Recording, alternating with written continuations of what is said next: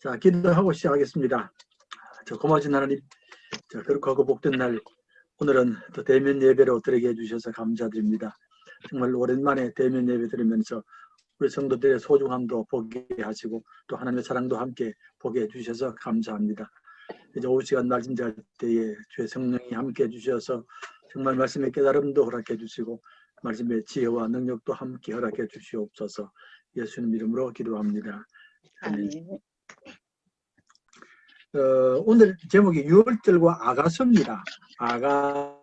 아가서인데 아가서는 영어로 할 때는 Song of Songs거든요. 영어로 쓸 때는 Song of Songs인데 이게 무슨 말입니까? Song of Songs란 말이. 노래 중에 노래. 노래 중에. 네, 노래 중에 노래란 말입니까? 노래. 예. 네. 예, 노래 중에 노래란 말인데 제가 이제 그 뜻도 있지만은 이제 이게 뭐 중에 뭐다라고 하는 성경의 표현입니다. 성경에 특별한 표현이 뭐 중에 뭐라고 하거든요. 그렇게 하는데 그걸 뭘 하냐면 최고로 좋을 때에 최고가 될 때에 뭐 중에 뭐라 그렇게 표현합니다. 성경이 그렇습니다. 기억나는 게 있습니까? 뭐 중에 뭐라고 표현한 것 중에? 왕 중에 왕. 왕중왕. king of kings가 예수님의 칭호거든요. 왕중왕이 king of kings고 또 있습니다. 가장 거룩하다고 말할 때는 holy of holies 그럽니다. 가장 뭐할 때에. 예, 그러니까 가장 좋은 노래라고 말하면 song of songs가 되는 겁니다. 가장 거룩하면 holy of holies고, 예, 그리고 예수님을 왕중왕으로 할 때는 king of kings라고 부르거든요. 아가서가 노래 중에 노래입니다. 최고로 좋은 노래라고 말입니다. 왜 최고로 좋은 노래라고 부르겠습니까? 이게 아마 사랑을 노래한 책이라. 어떻게요? 사랑을 노래한 책이라. 사랑을 노래한 책이기 때문에. 예. 그래서 답을 금방 찾아버렸네. 사랑을 노래하기 때문에 노래 중에 노래라고 우리가 말하면 되는데 제가 생각할 때는 미스 트롯에 나가면 좋을 텐데요. 미스 트롯에 나가면 좋은데 근데 이제 그 유월절과 아가서가 무슨 관계가 있냐면 이스라엘 백성들은 절기가 될 때에 읽는 책이 있습니다. 유월절에는 아가서를 읽고 이제 우리 좀 이따 절기할 텐데 오순절 때는 룻기를 읽고요. 초막절에는 전도서를 읽습니다. 다시 말씀드릴까요? 이스라엘 백성들이 그 절기를 지킬 때에 읽는 책들이 있는데 유월절이 될 때는 아가서를 읽습니다. 아가서를 읽고 초막절이 될 때는 전도서를 읽고 오순절에는 룻기를 읽거든요. 근데 제일 큰 절기가 유월절인데 유월절에 아가서를 읽는 겁니다. 아가서를 읽는데 아가서는 성경 중에서 제일 무슨 책입니까? 뭐 책입니까? 아시죠? 예, 아가서는 성경 중에서 제일 이상한 책입니다. 예, 그러시죠? 왜냐하면 두 사람의 사랑 얘기가 적혀 있잖아요. 언제 예, 들었어? 예, 그러니까 이제 사랑 얘기 적혀 있고 또 한 가지 특징이 뭐냐면은 아가서는 하나님이란 말이 한 번도 없습니다. 성경책 중에 하나님이란 말이 안 나오는 책이 2개가 있는데 혹시 아십니까? 잘 모르시죠? 하나는 에스더가 없습니다. 에스더에 하나님이란 말이 한 번도 없습니다. 그리고 아가서에 한 번도 없거든요.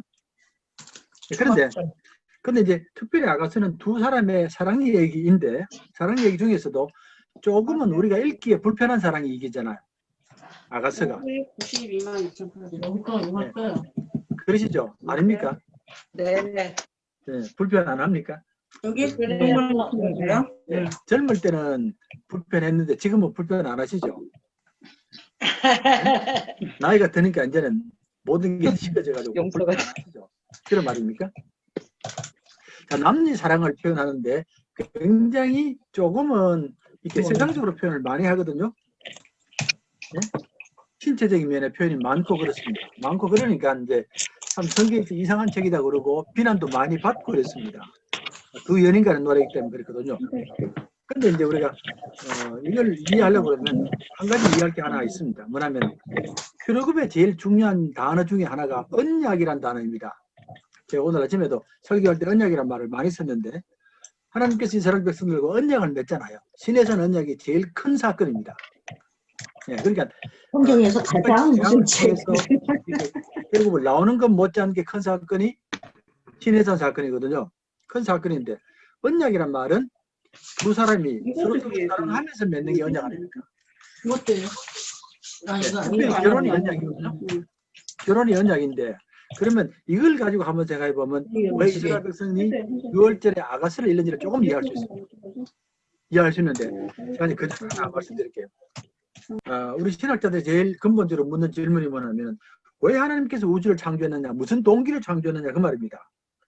그런데 이런 이제 성경과 같은 그런 창조 얘기는 다른 신화에는 없습니다. 다른 종교는 없고요. 그저 왜 세상에 있느냐, 영원 전부터 있었지 그 말입니다. 그렇게 말하는데 성경에서는 하나님이 지었다 그러거든요. 하나님이 지었다면 분명히 뭔가 있지 않습니까?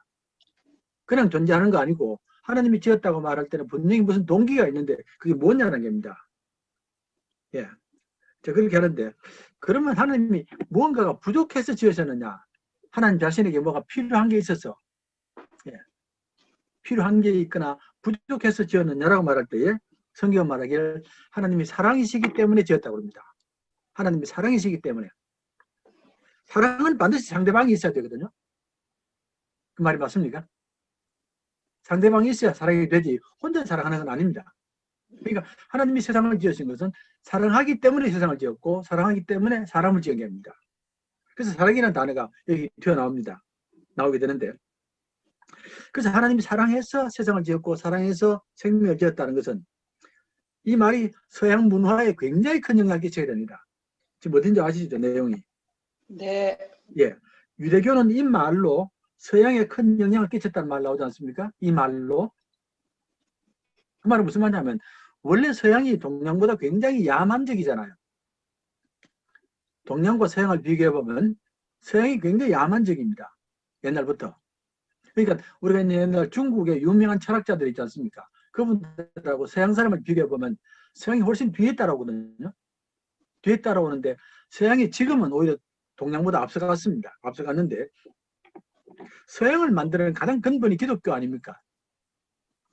기독교가 서양을 만들었기 때문에 야만적이고 전투를 좋아하는 사람들이 변화되고 새로운 문화가 만들어지는데 그 핵심적인 사상 중에 하나가 하나님이 세상을 사랑한다는 말입니다.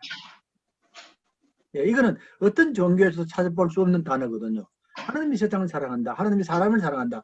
그래서 만들었다 그 말입니다. 그래서 이제 다른 종교에서는 대개 신들의 존재가 세상을 미워하거나 세상을 두렵게 하거나 아니면 관심이 없는 겁니다. 근데 하나님은 세상을 지으시고 사랑하시고 이렇게 달라지거든요. 그러면 사람들이 세상을 보는 눈이 달라지고 사람을 보는 눈이 달라지는 겁니다.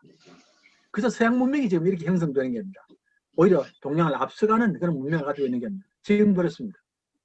그런데 이제 그 서양 문명이 굉장히 야만적인 문명이었는데 이를 바꾼 게 기독교 사랑이거든요. 기독교가 시작되면서 사랑으로 바꿨으니까 이게 얼마나 큰 사건입니까? 그리고 기독교의 사랑에는 희생이 있거든요. 하나님의 희생이 따라가지 않습니까? 이런 것들이 서양을 새롭게 바꾸어 나가는 겁니다. 그래서 기독교가 서양과 접목되면서 한 2000년이 지나면서 굉장히 변화가 많이 다가왔거든요. 서양이. 지금 우리가 뭐 선진국은 거의 다 서양 나라들 아닙니까? 선진국이란 말은 뭐 잘 산다는 차원만 아니고 문화가 좋다는 말이거든요. 문화가 좋다는 말인데 그래서 우리가 이제 이 하나님이 사랑이시다는 말이 참 귀한 말이고 창세기 선포가 좀 귀하다 그 말입니다. 자, 그런데 사랑에 대한 성경에 이제 책들이 이제 3권이 있는데 말씀드린 것처럼 6월절, 오순절, 조막절이 있는데 6월절과 아가를 문제는 제일 A번에 하나님이라는 이름이 나오지 않습니다. 예, 2권의 책 중에 하나인데 에스더와 아가가 하나님에 대한 말이 안 나옵니다. 안 나오는데 그래서 두 번째 이제 잘 봐야 됩니다. 두 번째 영어가 랍비, 아키바라는 랍비입니다. 유명한 랍비가 한 말이 뭐랍니까? 지금 어딘지 아시죠? 네. 네.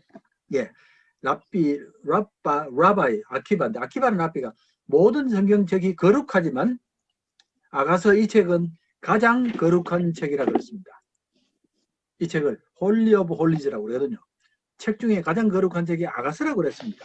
자, 그러면 왜 이런 말을 썼느냐를 잘 이제 이해를 해야 되는데, 우선은 아가서에 나오는 사랑은 열정적 사랑이거든요. 맞습니까?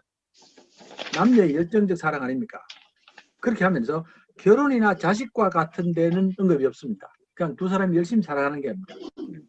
사랑하면서 육체적인 그런 것들도 많이 표현이 되거나 이런 것들인데, 하지만 두 사람 사이에 서로 기뻐하고 서로 사모하는 내용은 나오잖아요.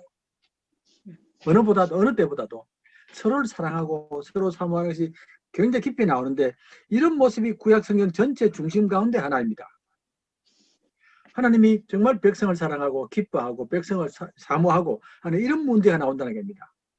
그런 모습을 제일 잘 표현한 게 아가서라는 겁니다. 그러니까 아가서의 연인을 누구를 본다면 하나님과 백성을 보는 겁니다. 하나님과 이스라엘 백성들의 관계에 있어서 하나님이 그만큼 백성을 사랑하고 기뻐하고 기대하고 이런 모습이 있다는 겁니다. 우리는 이런 생각을 좀처럼 잘 못 가집니다. 어떻게 하나님이 사람처럼 이렇게 기뻐하고 좋아하고 보고 싶어하고 이런 건 잘 없거든요. 그런데 아가서는 그 표현이 나오는데 이게 바로 거룩에 대한 사랑입니다. 하나님의 거룩이라는 말을 쓸 때 우리는 점잖고, 그렇죠, 어느 정도는 조금 엄격하고 이런 걸 많이 생각하는데, 실제로 하나님의 사랑은 너무 보고 싶고 사랑하고 이렇게 나온다는 겁니다. 그래서 이스라엘에 대한 하나님의 사랑, 하나님에 대한 이스라엘 사랑을 제일 잘 표현한 게 아가서라는 겁니다. 이제 조금 이해가 되세요? 네. 우리가 하나님의 사랑이란 말 쓰지만 하나님의 사랑이란 말을 대개는 어떻게 생각하냐면 아가페란 말 많이 쓰시죠. 아가페란 말 쓰고 그 대신에 사람 간의 사랑을 뭐라고 그럽니까? 남녀 간의 사랑을 에로스라고 하잖아요. 그러니까 에로스란 말이면은 그러니까 아가페란 말은 조금 에로스 면이 없어야 됩니다. 없고 조금 점잖은 사랑이고, 네, 조금은 무거운 사랑이고 이렇게 보지, 에로스처럼 그렇게 사랑한다고 생각을 안 하는데 실제로 아가서는 그렇게 표현을 하는 겁니다. 표현을 하는데, 자, 이제 우리가 이제 그 다음에 에로스가 나오시죠. 에로스가 나오는데, 에로스를 우리가 어떻게 생각하냐면 남녀 간의 사랑이다, 또는 뭐 성적인 사랑이다 이렇게 말하고, 하나님의 사랑은 아가페라고 그러잖아요. 그래서 이제 보면 에로스는 인간의 사랑으로 말하고 아가페는 하나님의 사랑으로 대조시킨다. 맞습니까? 네. 그런데 이건 플라톤의 생각입니다. 헬라 철학자 플라톤의 생각이 아가페하고 에로스를 갈라놨습니다. 신은 이렇게 아가페라 해야 되고, 에로스는 사람의 사랑이어야 된다고 갈라놨습니다. 갈라놨는데 구약에서는 에로스가 잘못 사용된 경우가 많습니다. 무슨 말이냐면 에로스가 권력과 손잡고서 인간의 법이나 인간의 권위를 도전하는 게 많다. 이 말이 무슨 말이냐면 권력 잡은 사람들이, 왕이나 장군들이 에로스를 이용해서 많은 잘못을 저지른다 그 말입니다. 이해되시죠? 예. 그런 게 많이 나타나게 되는데, 창세기에서는 성적인 윤리와 연결이 많이 됩니다. 우상숭배가. 그 말은 무슨 말이냐면 이제 창세기에 보면 이방 나라들이 많이 나오잖아요. 이방 나라가 많이 나오는데 이방 나라의 왕들은 거의 다가 이렇게 성적인 연결이 되어 있습니다. 아브라함이 애굽에 내려갔거든요. 사라와 함께 애굽으로 내려갔다가 그때 애굽에서 애굽 왕의 어려움을 당할 뻔했잖아요. 기억나시죠? 그러니까 애굽 왕이 사라를 보고 사라를 자기 부인으로 만들려고 하는 거 아닙니까?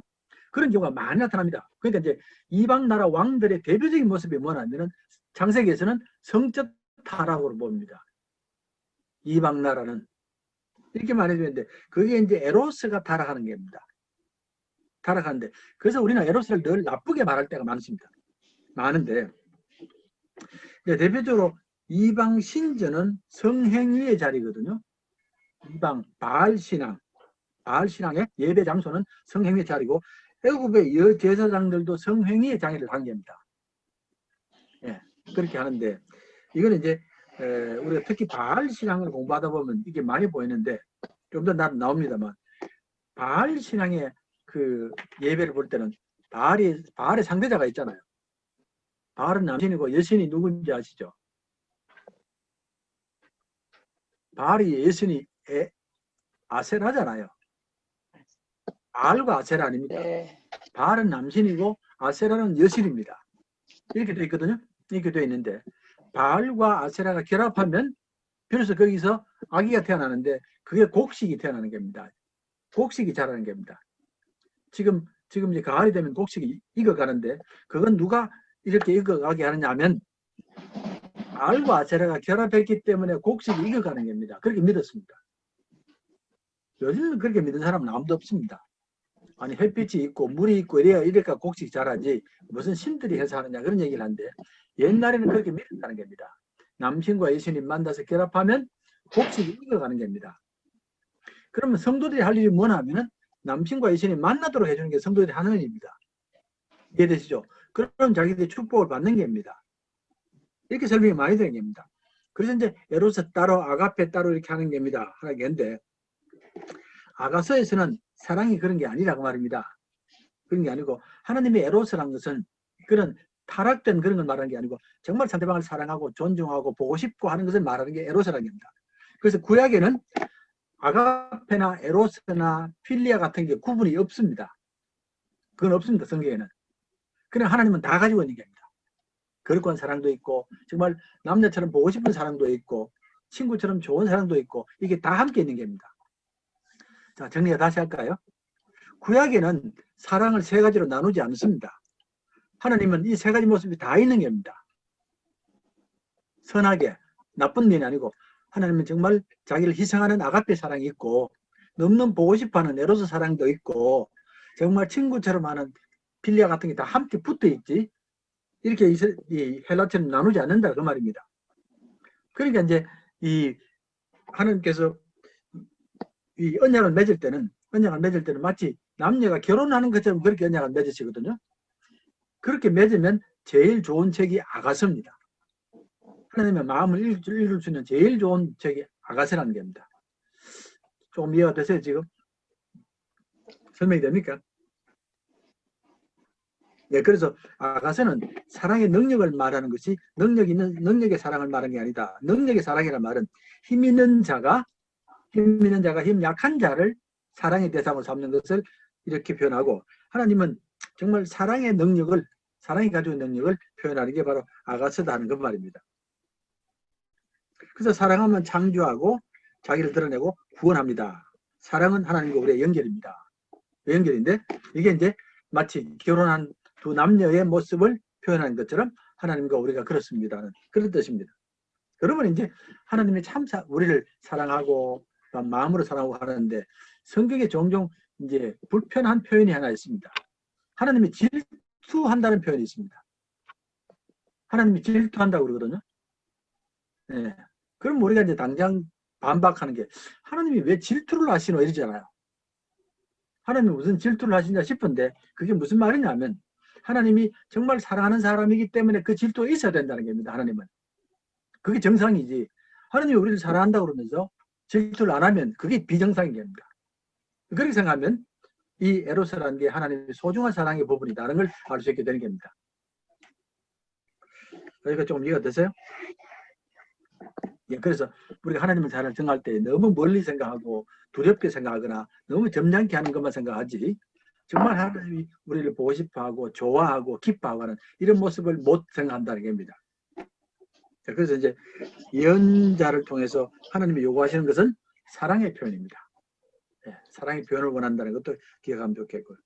그렇다면 우리가 이제 한 가지 고칠 게 있습니다. 유대교는 율법이고 의고 복수이지 사랑, 용서, 동정이 아니다라고 말하는 것은 큰 오해라고 말입니다. 왜냐하면 출애굽에서 서로 언약을 맺을 때는 마치 부부가 언약을 맺는 것처럼 그렇게 언약을 맺었습니다. 당연히 거기에는 사랑이 들어가 있습니다. 그 사랑은 정말 서로 보고 싶고 기뻐하는 그런 모습이 담겨져 있다는 말입니다. 그러니까 이스라엘 백성들이 유월절을 지킬 때는 아가서를 읽는 겁니다.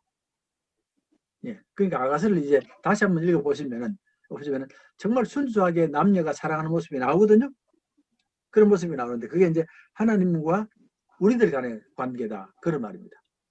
하나님 늘 기뻐하시고 기대하시고 보고 싶고 이런 모습이다. 뭐 손잡고 그렇지 않습니까? 그러니까 이제 뭐 그렇게 영 보기 싫으면 우리가 이제 우리 손주가 나면 손주가 너무 귀하잖아요. 너무 귀하고 막 좋아 못 살지 않습니까? 모든 게 다 좋잖아요. 그렇게 이쁘고 다 좋다고 그러는데 우리가 보면 별로 안 이쁜데도 그렇게 이쁘게 보이거든요. 이제 그게 이제 그 사랑의 모습 때문에 그렇습니다. 근데 그런 게 없으면은 이건 뭐 손주를 보면서 이렇게 점잖하게 뭐 애가 뭐 이렇게 말하면 재미없거든요. 그런 것처럼 그렇게 보시라는 그 말입니다. 그래서 하나님께서 호세아에게 음녀와 결혼하라고 그러잖아요. 호세아에게 고멜 아닙니까? 예, 이 고멜을 하는데 고멜이 누구냐를 말할 때에 신학자들은 아마 바알의 성창이었을 것이다.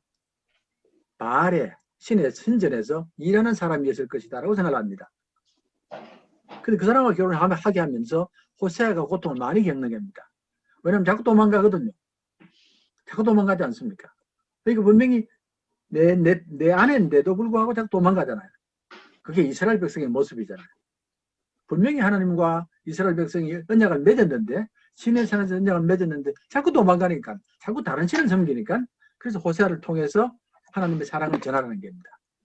이제 그런 면에서 이제 보게 됩니다. 그래서 호세아는 사랑의 능력과 지속성을 이해하기 시작했습니다. 이게 뭐냐면 하나님의 사랑의 능력과 사랑의 지속성을 이해하기 시작했습니다.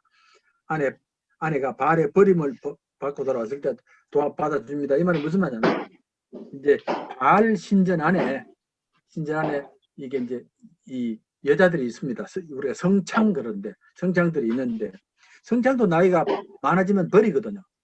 버리게 되는데 나중에 이제 고멜이 버림을 받는 겁니다. 버림을 받으니까 호세아에게 왔거든요. 왔을 때에 호세아가 받아주지 않습니까? 그러니까 하나님께서도 예수 믿는 사람들이 예수를 믿고 다른 우상을 많이 섬기다가 나중에 힘 다 빠질 때 돌아오면 받아준다 그 말입니다.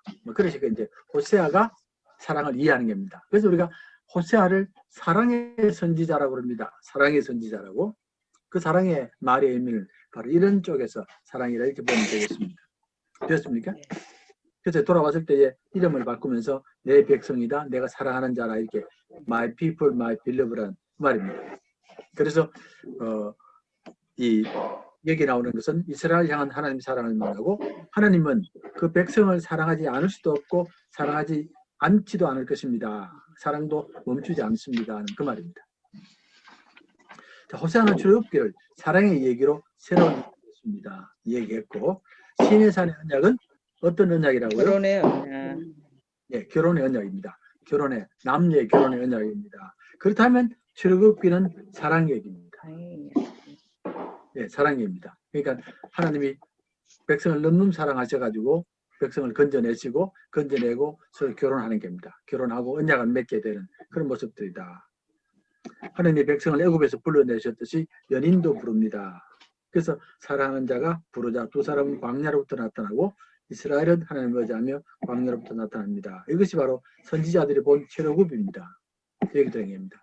그 선지자들은 출애굽 사건을 볼 때에 뭐 거대한 기적이 나타나고 뭐 사람들이 뭐 이렇게 해방되어 가는 그런 사건보다는 하나님께서 백성을 너무 사랑하셔서 자기를 희생하면서 건지고 보고 싶어하는 그런 모습으로 그렇게 이해를 했습니다.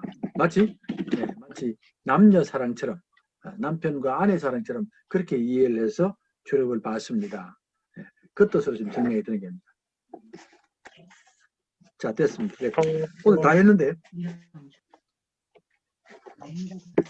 자, 이제 다시 한번 출애굽하면서 정리를 해드릴게요.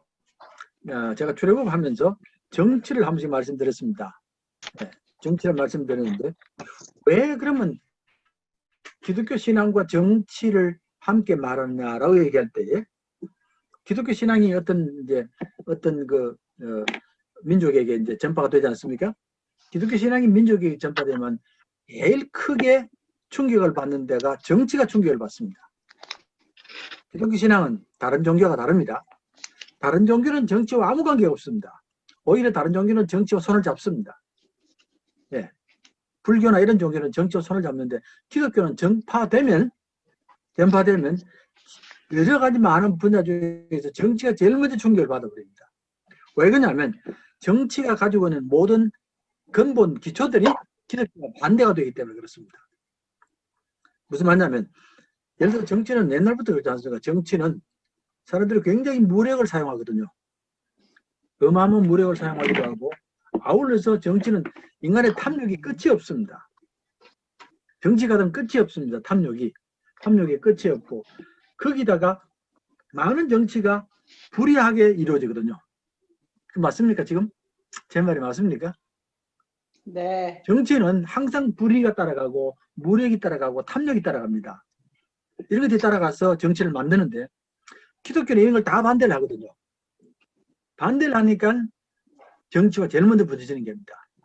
우리가 이제 뭐 복음을 전파할 때는 어떤 경우도 정치를 공격하기 위하여 복음을 전하는 사람은 없습니다.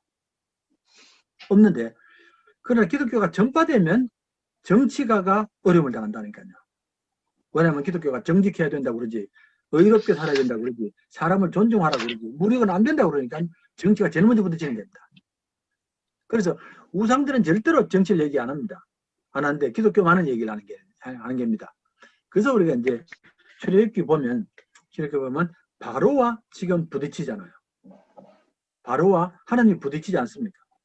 하나님 부딪히는데 하나님께서 바로를 부딪히는 것은 뭐 바로를 무너뜨리고 하나님이 왕이 되겠다는 말 아닙니다. 바로가 가지고 있는 잘못된 것들이 무너져야 되는 겁니다. 네, 바로가 가지고 있는 거대한 말이나 전차나 이런 걸 가지고 사람을 억압하고 정복하는 것을 무너뜨리고 생명을 살리는 정치로 바꾸라고 말입니다. 그래서 이제 출애굽 정치의 문제입니다. 출애굽도 정치가 나오거든요. 정치가 나오는데 그 출애굽 정치는 항상 생명을 존중하는 정치가 나오고 우상을 버리라 그러거든요. 그래야만이 생명이 살기 때문에 그렇다는 그런 말이 나오는 겁니다. 무엇보다도 출애굽 정치가 강조하는 게 뭐냐면 자유 아닙니까? 자유. 절대적으로 사람을 노예로 만들지 말아라. 사람이 자유를 빼앗지 말아라. 종으로 만들지 말아라. 이게 절대적인 이게 명령이거든요. 이스라엘 백성들을 이렇게 건져내는 것도 자유를 빼앗았기 때문에 그렇거든요. 왜 너희들이 자유를 빼앗느냐는 그 말입니다. 그 말인데 이스라엘 백성들이 막상 이제 애굽을 나왔을 때 자유는 얻었는데 오히려 옛날보다 더 못 삽니다. 광야에 들어갔을 때는 훨씬 더 못 삽니다. 광야가 차라리 배불렀지. 아니 애굽에 있을 때가 배불렀지. 근데 광야에 나오는 것은 사람은 어떤 경우도 자유를 잃어버려서는 안 된다. 자유를 잃어버리면 생명이 고통받기 때문에 그렇습니다. 그러니까 이제 출애굽에서는 굉장히 자유가 강조되는 겁니다. 그래서 이제 정치와 연결된다 그 말입니다. 이해되시죠? 네. 예. 그래서 이제 우리가 이제 성경을 공부하다 보면 구약 성경에 정치와 자꾸 연결되는 이유가 뭐냐면은 정치가 가지고 있는 근본하고 하나님 말씀의 근본이 다르기 때문에 그렇습니다. 예, 그런 말이 있고 제가 오늘도 이제 설교할 때 말씀드렸지 않습니까? 이 백성들이 언약을 맺었거든요. 언약을 맺을 때에 당연히 언약은 대개가 다 힘 있는 자와 힘 없는 자가 계약을 맺습니다. 거기에는 무력이 사용되거든요. 근데 하나님은 절대로 언약할 때에 이렇게 억압을 하거나 강요하지 않습니다. 반드시 자원해서 기쁨으로 마음의 감동으로 언약을 맺게 하거든요. 왜냐하면 하나님이 자유의 하나님이니까. 예, 하나님 만약에 강제로 뭘 요구하면 하나님 자신이 모습을 내게 합니다. 그래서 백성들도 이제는 자유롭게 자유를 가지고서 언약을 참여해야 되고 하나님도 자유롭게 언약을 맺으셔야 되고 절대적으로 언약은 자유 가운데서 맺어지는 언약입니다. 간혹 교회에서 보면 교회가 의외로 이렇게 무력을 쓸 때가 많은데요. 아닙니까? 교회가 의외로 무력을 쓸 때가 많습니다. 어떤 집사 기도할 때 보면 막 하나님 강압적으로 역사하셔서 저 사람을 변화시키게 해달라고 강제적으로 막 그러거든요. 하나님을 아주 폭력처럼 막 그렇게 막 만들거든요. 근데 하나님이 그런 일은 안 하십니다. 하나님 자신이 자유하신 분인데 하나님이 스스로 자유를 어겨버리면 이게 이제 하나님의 모순이 되지 않습니까? 그래서 이제 우리가 성경에 출애굽 사건이 바로 이런 사건이라고 그렇게 이해하시면 좋겠습니다. 자, 혹시 질문 있으면 시간이 남으면 질문하세요. 질문하고. 아니면 오늘은 좀 일찍 끝나도 되겠습니다. 자, 한 주간 잘 지내시고, 네, 다음 주에 건강하게 보겠습니다.